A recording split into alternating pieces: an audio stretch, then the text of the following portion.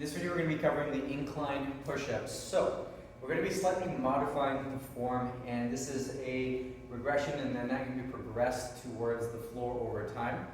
Essentially, what we want to keep in mind for this exercise is going to be our posture, how we're essentially maintaining that posture throughout the exercise itself, as well as keeping core tension and how we're initiating that movement. So, the setup here, we're going to find a surface to incline on now. This is a bench I'm using. We can also utilize a higher incline if you can support a bench or bar somewhere else as well.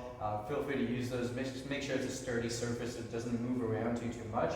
Now for our setup, what we're going to do is we're going to start off here, hands roughly about shoulder width apart or so. Essentially, when we do go down into push-up, we're looking at the arm path being somewhere around here, to elbows about 45. We're not going too close, and we don't want to be too high up either. Closer in, a little bit more tricep focus. Further out, we're going to feel a lot more of that rear delt. We're going to be somewhere in between to maximize the stretch through the chest as we almost think about a row-like motion as we descend, and then a nice strong push as we ascend.